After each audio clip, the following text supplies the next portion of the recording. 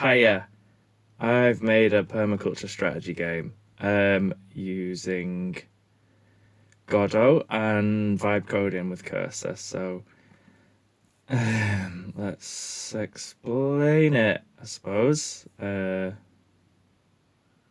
don't know why the screen's gone weird.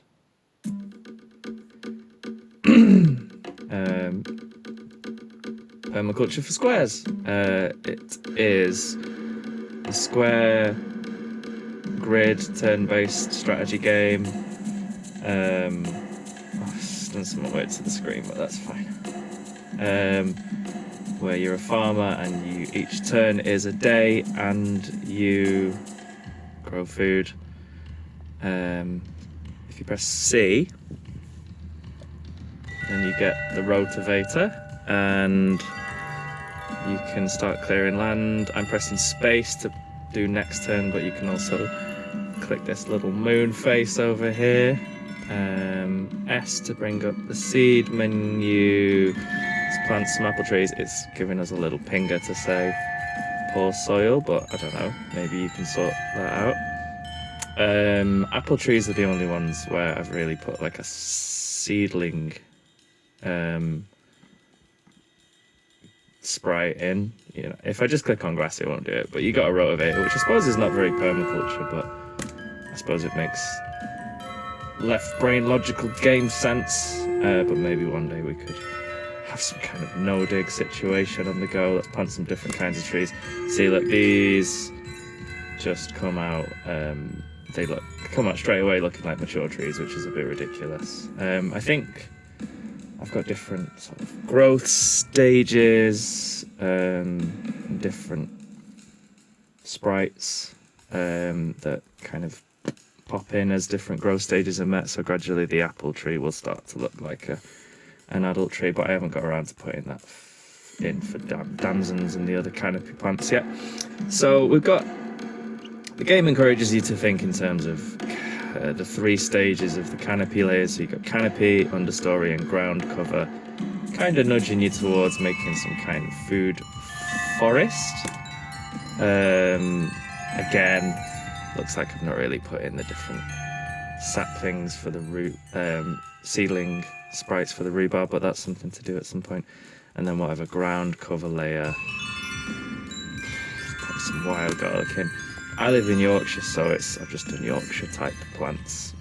I don't really know that much about permaculture, to be honest, but a lot more enthusiasm than actual knowledge. So yeah, would you actually put wild garlic as a ground cover in with rhubarb and some apple trees? I have no idea. Probably not. It's wild, innit? Do people even grow wild garlic? But there you go. It's ended up in the game because I'm just kind of freewheeling, using AI to do a lot of the thinking, unfortunately. I know AI is evil, but I think it's good if it helps you make permaculture strategy games. Case in point, bloody all the sprites, I just did them with AI because I've got a job and not a lot of time or concentration skills. But it's an idea I've had and wanted to do for a while, so permaculture strategy game. Let's clear some more land. If you hold down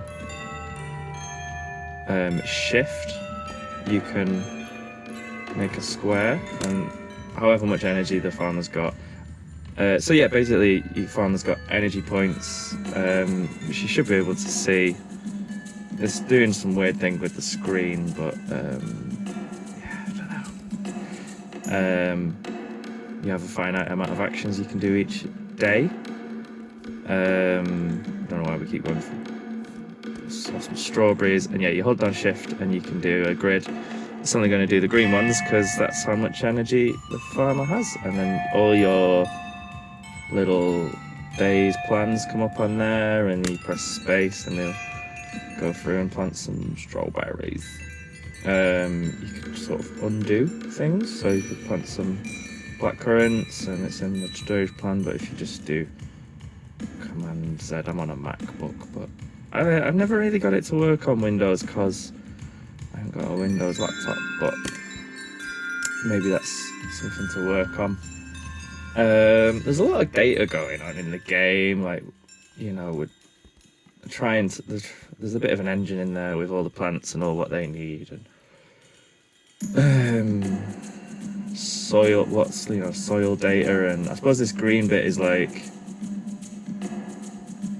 supposed to be like what the ideal range would be for like the plant that's currently planted there. So again, I don't really know much about soil science or permaculture, but I've just been trying to learn as I go and build it into the engine.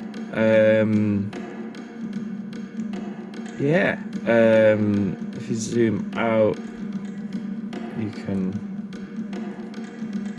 see it's kind of the idea of the game is that even though everything's on a big flat 2D plane, things are generally flowing downhill, as you can see by this stream that kind of is supposed to culminate in like a river at the bottom there, but I can't see the river. There we go, there's a little river at the bottom. And there's a bit of zoning going on, so if you go to energy vision, you can sort of see a bit of zoning coming into play. Oh, it's stuttering a bit there, isn't it? I'll turn the drums down. So what you see here is, maybe I'll hold shift and you might see that that's in zone 0, and then the green is zone 1, so it costs -1 energy to do things there. Zone 2 -2 energy, zone 3 -3. This relates to the permaculture zoning things that you might be aware of. Putting things you use more closer to where you live, basically, or there's a bit more thought going into it than that. Like you put cows further away in zone 5. Not got around to doing cows yet. I suppose the map might need to be a bit bigger or rethought if we are doing cows, livestock further away. But yeah, you'd put your herb garden, I suppose, in zone 0. But there's a bit of maths in there going on. Not that I did the maths, obviously, the AI did the maths. But if you go and if you press the numbers, you get different. Whoop! For some reason, when you press 8, you get the sound of me making a popping noise. I think that was I was supposed to have a Himalayan balsam popping into existence. Oh, that's good. So you can see the yellow line there. That is a similar pathfinding logic to what you get with the energy vision. So that yellow line shows where your farm would go if you told them to go and do a thing. So basically, he's got to go all the way up and over. There's like a little road up here, and that's sort of acting as a bridge. But if you were to build a footbridge over the stream, see if that works. And then, so now there's a little bridge there, not really done a sprite. You sort of press Q to sort of clear your selection thing. So now, say I was going to cultivate, you can see the yellow line of the farmer's movements go via the bridge. So I'm quite happy with that. And now he's just gone and cleared that bit of land there. And that also applies to the energy vision. So you can see now, whoop. Oh, it's gone a bit slow. Don't know why it's slowing down. Has it gone hot? So now the map of energy has changed.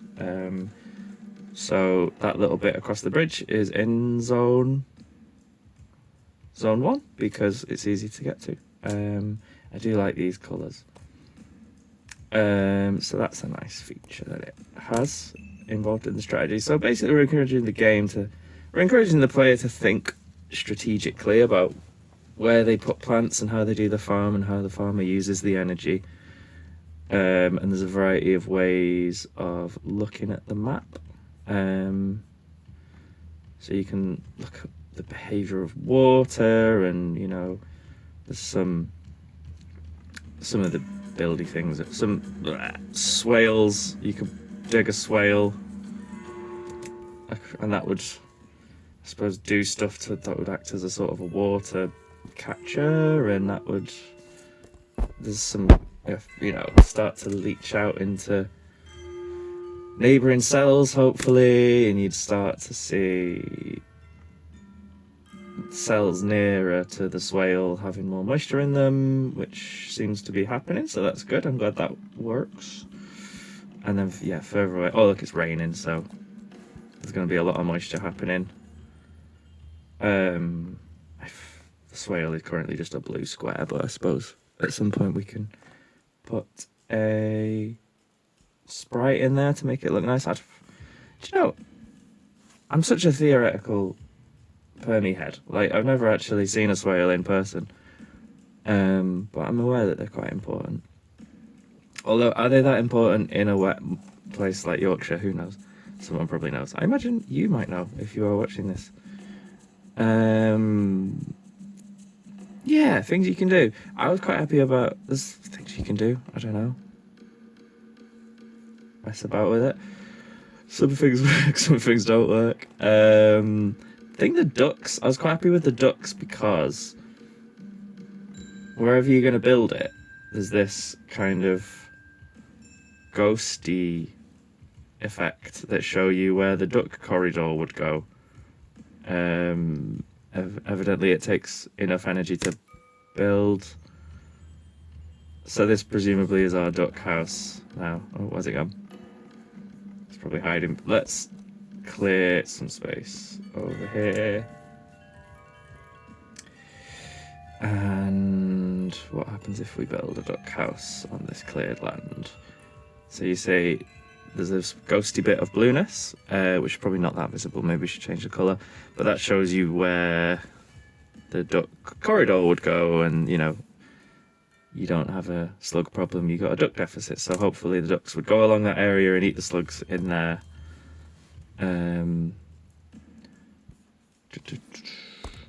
So yeah, what's going on? Can you see? Don't know.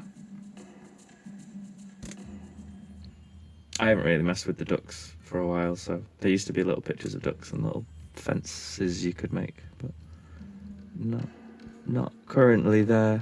I don't know. Oh, solar panel turns it back into grass. Oh, a picture of a solar panel. That's good. I'm not a very methodical thinker. I just go in and start adding things in, and then maybe it works, maybe it doesn't. Oh yeah, additives to plants. That was a thing once, wasn't it? Oh look, all my plants seem to have died. Probably there was a reason for that. If you click on a tile, when you press Q, you get a tile inspector, plant history. Oh, percentage mark, percentage. Well, that's meant to be a plant name, but there's a glitch there. But it's going to tell you how long it lived. It reached the growth stage of this. The cause of death was this. That needs a bit of work, doesn't it?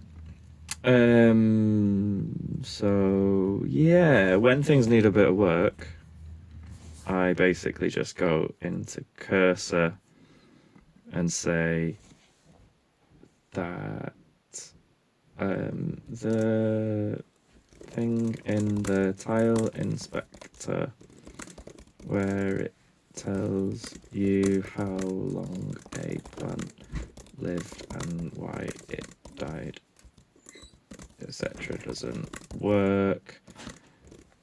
It's just showing percentage S instead of plant name and reason for death, etc. They're very vague. You can work very vague with cursor. It's vibe coding, isn't it? And then maybe that'll have a little think.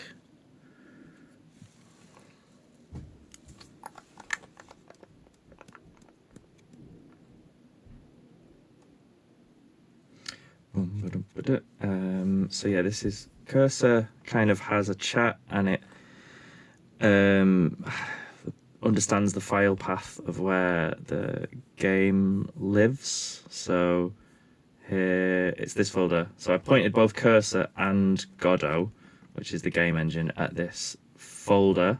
So Cursor has the ability to sort of like mess about with what's in this folder, and then Godot, you know, sees that and turns it into the game. Godot is an open source game engine.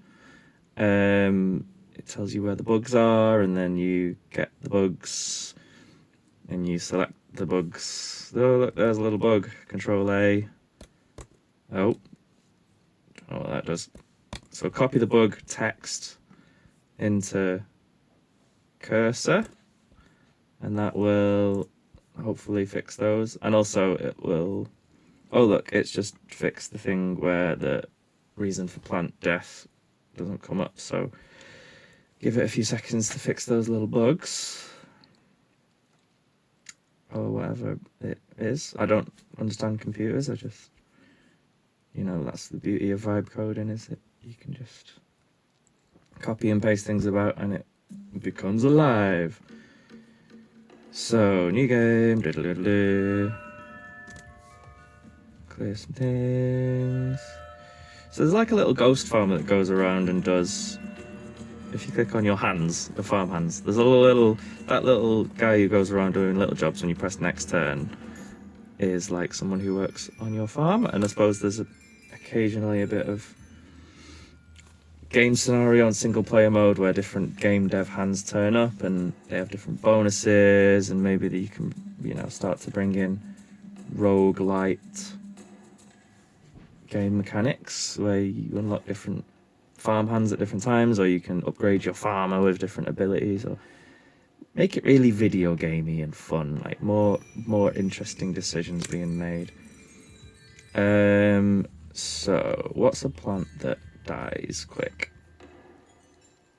Alpine clover. Don't know. Does it die quick? So basically I'm just going to keep pressing next turn until some of these plants die.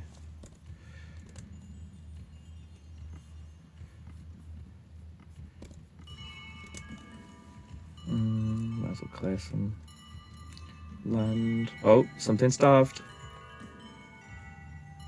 These need sun, so maybe when it says cause of death it might say needs, I don't know why they need sun. Maybe they don't. Maybe these black currants don't like being underneath the damson tree. Don't know. Oh, everything died. Yay! Okay, plant history. So the blackcurrant, understory, died 1 turn ago. Reached stage 1, cause of death, low nitrogen. So, yeah, I don't know if I was thinking in terms of farminess, what would I would buy some additives, and what's a additive that creates nitrogen? Wood ash, maybe? I don't know, is it? We haven't put the pictures in that yet. Has the nitrogen gone up here? So nitrogen is currently purple. And then does it go up? Or you could plant nitrogen fixing plants. I don't know. Plant some nitrogen fixing comfrey. Is that a thing people do? Where's the comfrey? Comfrey.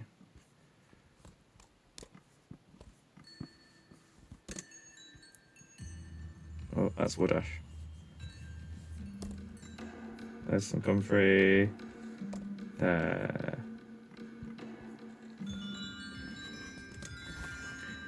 And then, I don't know, maybe that will add to the nitrogen. There's like a few spreadsheets and things that tell you what the plants do and how things behave in the soil. But yeah, needs a lot of work.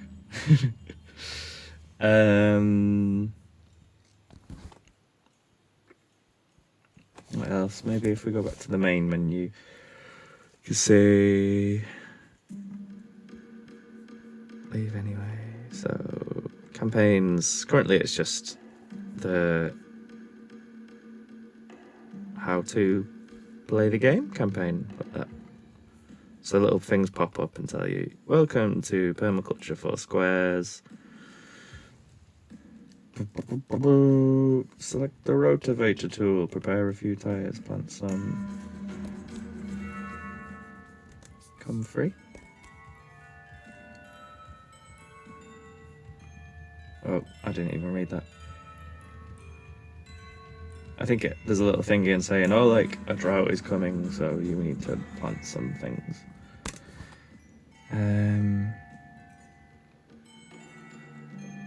Yeah, that's some stuff about the game. It's going to be open source, so you can download the files and run them through Godot and have a play around. Hopefully they work. If they don't work, you might have to do some fiddling about. I don't know if you're good at fiddling about with computers. Cursor can help with that if you download it. Maybe there's enough usage in the free version, you can get the game up and running and sort of have a poke around with it if you want to. I might make a future video where that happens and I'll show you how to do that to the best of my ability. Cool. That's that, I suppose. Oh, look, information about things. It's all slop. It's all AI generated slop because that's where I'm at the moment. But one day it will be lovingly constructed, I'm sure. Yeah, that's permaculture for squares so far.